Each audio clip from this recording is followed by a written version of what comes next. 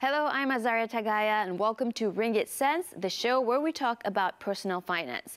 Now, on previous episodes of the show, we talked about estate planning. More specifically, what you need to do to prepare your family just in case something bad happens to you. So this would involve writing a will, buying insurance, and making sure your family can go on with their lives once you're gone. Today, we're going to talk about putting that plan into action just in case something does go wrong. Now, when looking at estate planning solutions, it's best to consider all of your options. In Islam, there's the Islamic will, which is called the wasiat, which can either be in written or oral form.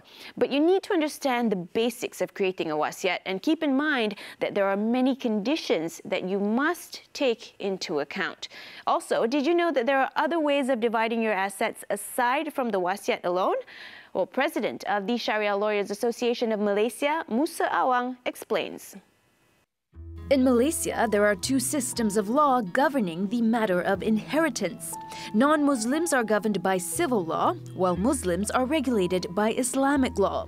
In Islam, the declaration of a person in respect to his or her assets and other benefits are made through the Islamic will, called the wasiat. Let's say we're taking a look at a family with two young children, and the sole breadwinner, the father, passes away in an accident. What happens to the family then? What happens to the house and other assets, and how is it divided among the family members? Now, let's say they also have other relatives that suddenly come into the picture. How are the assets divided then? Well, Musa Awang, President of the Sharia Lawyers Association of Malaysia, tells us how it works. Pembagian harta tu akan dibuat secara faraid lah. Faraid maksudnya secara pembagian pusaka. Tapi sebelum pembagian pusaka tu, kita akan tengok dulu sama ada dia ada buat wasiat ataupun tak. Maksudnya sama ada si mati tu sebelum dia meninggal, dia pernah tak buat satu wasiat. So kalau ada si mati buat wasiat dulu, so kena selesaikan urusan wasiat dululah sebelum dibagikan secara pusaka tu. Tapi wasiat ni dia kena tengok juga dari segi rukun dia lah. Dan Islam dia ada rukun dia. Dia ada 4 rukun dia. Yang pertama, orang yang memberi wasiat tu. Yang kedua, penerima. Lepas tu, yang ketiga, harta tu, harta yang diwasiatkan. Dan yang keempat, dia ada lafaz sirah, dia panggil ijab kabul antara pemberi dan penerima. So, kalau setiap rukun tu, dia akan ada syarat-syarat dia. Contoh macam yang pertama, dari segi pemberi wasiat, dia masa dia bagi tu, dia dalam keadaan yang waras, boleh berfikir, sound man kan, bukan gila dan sebagainya. So dia begitu dalam keadaan sukarela, tanpa sebarang paksaan, ugutan dan sebagainya. Tengok. Dan dari segi penerima dia tak ada masalah. Maksudnya kalau untuk yang kanak-kanak pun boleh menerima wasiat. Dan yang ketiganya dari segi harta tu sendiri. Harta tu nak kena clear lah. Harta tu dia hendaklah harta yang di dalam bahasa Arab dipanggil milik utam. Maksudnya milik yang sempurna. Milik yang sempurna tu maksudnya tidak ada apa-apa hutang ataupun berkait dengan pihak lain, tidak ada dicagarkan kepada pihak lain. Maksudnya harta tu memang milik dia penuh. Dah kalau sekarang ni macam rumah ataupun tanah, dia tak ada terikat dengan mana-mana pinjaman bank. Ataupun mungkin dia pernah cagarkan pada orang, dia pernah pajakkan pada orang. So yang tu nak kena clear lah. Dia wasiat dalam Islam ni, 2 syarat penting dia. Yang pertama, wasiat tidak boleh kepada ahli waris. Maksudnya ahli yang ataupun kaum keluarga yang akan menerima pembagian faraid. Dia tak boleh beri kepada ahli waris ataupun kaum keluarga yang akan terima faraid. Itu yang pertama. Kalau beri pada orang lain boleh, mungkin contoh anak angkat ataupun saudara mara yang jauh, cucu misalnya yang tidak terima pembagian faraid lah kalau dia meninggal. Itu yang pertama. Yang keduanya, wasiat ni dia tak boleh lebih 1/3 daripada jumlah harta keseluruhan. Contoh kalau dia ada satu buah rumah saja, and then dia wasiatkan keseluruhan, maksudnya tanah tu diwasiatkan kepada anak angkat contohnya. So wasiat tu boleh jadi tak sah sebab dia lebih 1/3. Tapi kalau katakan arwah ni dia ada 3 buah rumah yang mungkin sama nilai, so dia wasiatkan salah satu rumah kepada anak angkat, so wasiat tu boleh jadi sah sebab dia tak lebih 1/3. Sebab dalam Islam wasiat dia tak boleh lebih 1/3, dia tak boleh kepada ahli waris. Tapi boleh dibuat wasiat ni, dia boleh jadi sah kalau semua ahli waris itu setuju. Are there any other options to divide one's assets aside from the wasiat? According to Musa, there is. So it's important to understand what exactly it is you want to do with your assets once you move on into the afterlife. Dia banyak sebenarnya, kita boleh buat hibah, ataupun sekarang dia ada hibah amanah dan sebagainya lah. So hibah ni dia konsep dia biasa dia akan diberi kepada orang tu ataupun dihadiahkan kepada seorang yang lain, termasuk ahli waris, semasa orang ni masih hidup. Dia berbeza dengan wasiat. Wasiat itu pembahagian itu dilaksanakan selepas dia meninggal dunia. Masa dia hidup itu masih hak dia lah. Tapi kalau dah meninggal baru akan menjadi hak milik orang yang menerima wasiat. Itu berbeza dengan hibah. Sebanyak ataupun mungkin boleh buat secara pemegang amanah, trustee. Itu pun salah satu cara untuk pindah milik. According to Musa Awang, the overall cost of preparing a basic wasiat with about just one asset costs about 300 ringgit, and the fee increases with every extra document that you have to prepare, about 300 to 400 ringgit per document. So the whole range of preparing your wasiat can cost between 300 ringgit up to 4,000 ringgit. According to Musa, it is of utmost importance to ensure the validity of the documents in the event that the will is disputed after the incidence of death. Cuma saya nak ingatkan di sini, kadang-kadang kita kena perhatikan juga perjanjian-perjanjian yang dibuat ni, agreement ataupun dokumen yang dibuat ni, sama ada dia dari sudut hukum syarak tu sah ataupun tak. Sebab kalau apa-apa berlaku selepas kematian pemberi wasiat ni, mahkamah akan balik kepada prinsip asal. Prinsip asal yang tadi itulah, tak boleh lebih 1/3 dan tak boleh diwasiatkan kepada ahli penerima faraid kecuali waris-waris lain bersetuju. So now that we've covered how assets are divided for Muslims, what else can a family do? How does it work for non-Muslims? Next up, we'll be speaking to our guest in studio to find out more. In the meantime, you can check out our Facebook page, Ringgit Sense TV3, for more personal finance stories, and we'll see you after the break.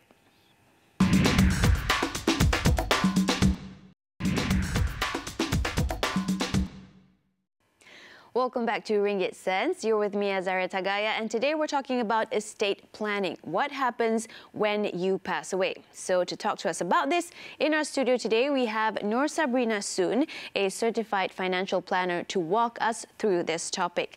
Hi, Sabrina. Thank you so much for joining us. Hi. How are you? I'm good. Okay, I'm so glad to be here. Well, we're happy to have you here and to walk us through the topic of estate planning. What actually happens when you pass on? What happens to your family? Now, before the break, we saw the VT where a Sharia lawyer gives us the rundown for what happens for Muslims.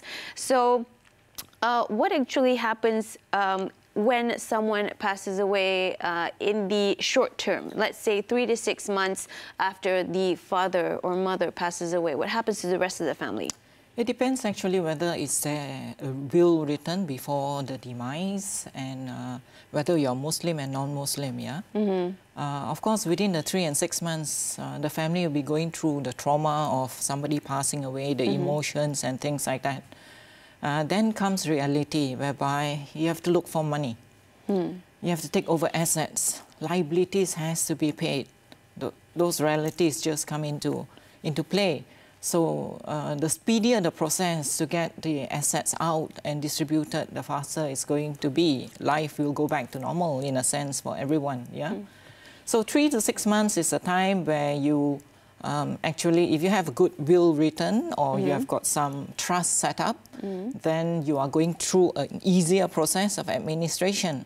Otherwise, first thing you do is to look out for all the assets of the deceased, all the liabilities. Liabilities, there's no such worry because legal letters will come, loan payment will come if you don't pay and things like that. It's the asset value is concerned. If you have written a good will, your assets are written down there, it will be easier for the executor. If there is no will, of course, the administrator, you need sureties, you need... example, the sad part is if there is no will and the deceased value of assets 1 million, yeah? The sureties, you need to produce 2 sureties of 1 million each, especially if there are minor children around, yeah? So without these sureties, the court cannot grant you. If there is no will, you call it a letter of administration. Things will get stuck. Things will get longer than 6 months. So a lot of things to be done, a lot of sad things if there is no estate planning. And there is no will, there is no trust. So that's what happens if you don't have a will. You have to go through all of those processes. You have to go through all those processes. What about how different is it for Muslims and non-Muslims? Because for Muslims, we know, as you said, people rely on the concept of faraid. But it's actually, even if you have a will, you have to allocate only 1/3. And 2/3 of your property will go according to faraid. That's what the Sharia lawyer told us earlier anyway. So how different is it for Muslims and non-Muslims after they pass away? Let's say they do have a will in place. Okay, for non-Muslim, it is slightly easier.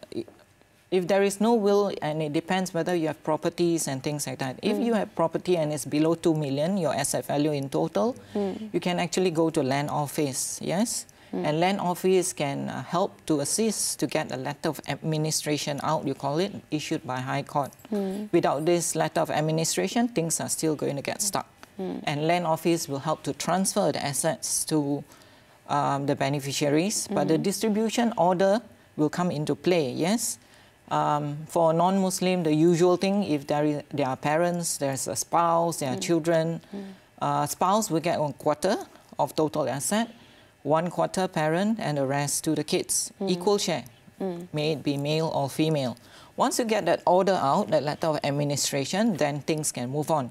You can go to the bank, collect the assets, the bank, and pay off the whatever loan there is once the money comes in, yeah? Muslim is a little bit more difficult and a little bit more tricky if there is no will, yeah? One side, they have to go to Sharia court. The beneficiaries have to be present at that time. All of them have to be present. And it'll be according to the faraid ruling, yeah? Whereby in a norm case, if a husband dies, leaving a wife, the wife is only going to get 1/8. The parents, the deceased husband parents will get 1/6, and the rest to the kids. The son will get a double share. That is a faraid ruling, yes?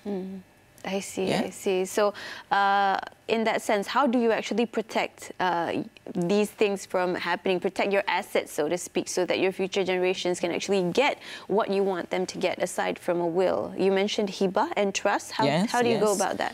Well, there are 2 ways of doing it. One is if you have that kind of money and you're willing to pay fees, then you can actually set up a living trust. When you set up a living trust, the assets you transfer into a living trust and being taken care of by a trustee. So legally speaking, it's no longer under your name. All the assets are there, yeah? But you can't do everything. You still have to need some, so there is a will involved, but at least there's part of it taken care of. Then you can actually do another thing called a declaration of trust or a deklarasi hibah, whereby you don't actually transfer to a trust yet, but in the legal form, in that legal trust agreement, it says that you are only a trustee. It does not belong to you, all these assets. I see. Yes, so if something happened, they will use a power of attorney. The trustee will, you have appointed a substitute trustee, they will come in to, if something happens to you, take over these assets using the power of attorney and distribute it according to whatever you want, you have written in the hibah. I see. Which, like a living trust, it will bypass the faraid distribution order. In hibah, yes, there is a good chance of it also bypassing your faraid distribution. Yeah. I see. So there's a good chance of you actually making sure of what happens to your assets once you pass on. Yes. Okay, on that point though, we're going to go for a short break, and after the break we're going to be talking more about estate planning, what happens to you when you pass on and what happens financially to your family after this on Ringgit Sense.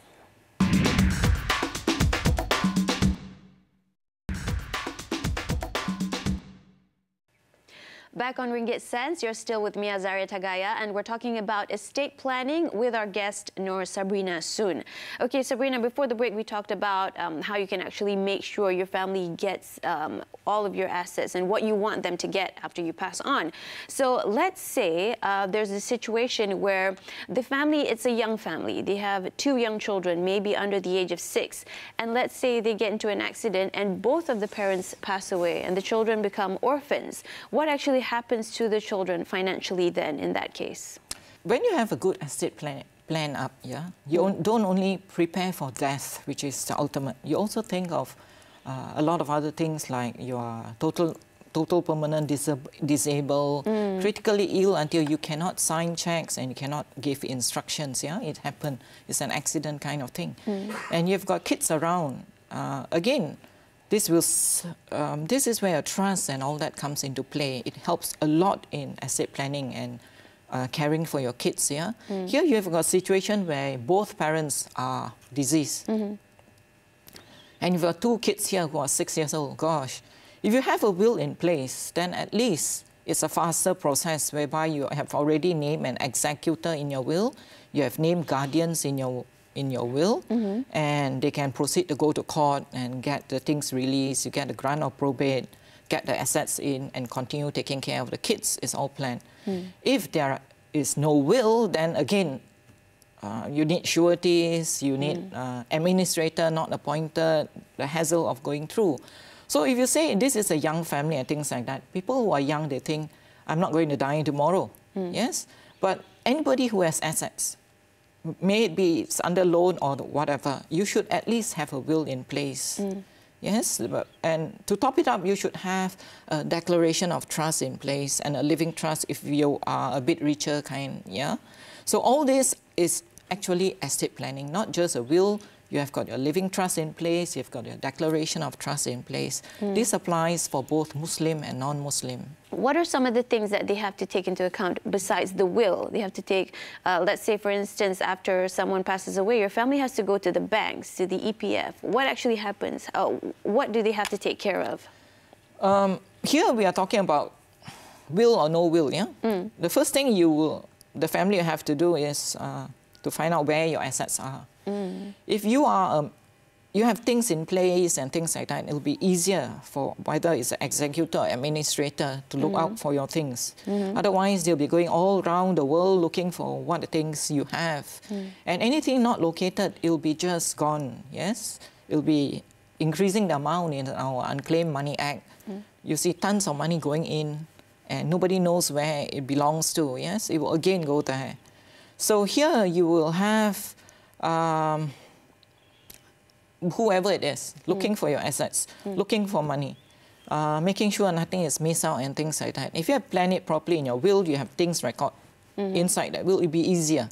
Otherwise, you are just looking around in a mess. The longer the mess, the longer time it's going to take, the thing is going to get stuck. When you get all this compiled, then only you can get a lawyer.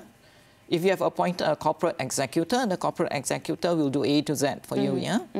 Then you apply to court for a grant of probate with a will or a letter of administration without a will. Easily, it can take more than 6 months, this process. I see. So meanwhile, the things are frozen. Even though the things are already in place, it will still take more than 6 months. So imagine if you don't have a will. They'll be longer, yes. I see. What about the financial cost of actually carrying these things out? How much does it cost to prepare a will for Muslims and non-Muslims? It depends on where and who you appoint to prepare your will. You have got corporate trustee in various banks and organizations who prepare wills for you. You have got lawyers who prepare wills for you. You have got individuals who prepare wills for you. So it depends who you choose, yes. On an average, a normal will be about 1,000 ringgit. If you have very detailed will, then they can charge you until 2,000 to 3,000 ringgit for a will. I see. When we were speaking to the Sharia lawyer, he says that in some cases, a will can be considered not valid if it's not prepared by certain parties, and your family can actually challenge it in court later on. So what actually constitutes that, a will being not valid? There are certain things you have to make sure that your will takes care of, yes? If you have disabled child, you have to provide. Your spouse, even though you might not want to provide, but you have to mention the name there. Yeah, unmarried daughters, those things must be taken care of in your will to make it valid. Otherwise, someone can challenge a will. Even though it's a valid will and it's written properly, witness, sign, and things like that, parties might still challenge a will because a will is challengeable. Whether they win or not, sometimes it's a different story. They just want to make it longer and things like that. But if you have a trust, then it's a different thing altogether because a living trust is already up. Assets are transferred in. There can never be a challenge to a living trust. I see. Okay. What about in another situation? Let's say these parents have set out a will for their young children and they get into an accident. They don't actually pass away, but they're in a long-term coma. So what happens to the children financially? When there is a will or without a will, and situation like this happen, money is going to get stuck. No matter how many millions you have, how rich you are, or not so rich, yes, everything is stuck because both parents in that situation, a car accident, these things happen, yeah. You've got kids, you can't sign. Just like our sad story of missing MH370. Yeah. There's no death certificate because you can't find the thing. Okay, and then you've got all these liabilities coming in and things like that, yeah. You can't, that is where a trust comes in. Whether may it be a living trust or declaration of trust, or some they call it insurance trust. If you have insurance policy, you can also do this. Yeah, this is where money is unlocked in this situation, not only death. You will be in this very, very critical situation where your trustee, using the power of attorney, can withdraw the assets out from the banks and then get the money straight away to the guardian for the kids and for the kids' education. Otherwise, it's going to be stuck. Yes. Okay. Very sad. Okay. Now, thank you so much, Nur Sabrina Soon, Certified Financial Planner, for sharing with us today on estate planning. Well, we've come to the end of today's episode. Now, death is not something we think about every day, but it is something that we should prepare for. In the meantime, live a meaningful life for your family. If you want to watch or share the interviews from today's episode, go to our Facebook page, Ringgit Sense TV3. I'm Azara Tagaya, reminding you to save and invest wisely, and we'll see you again next week.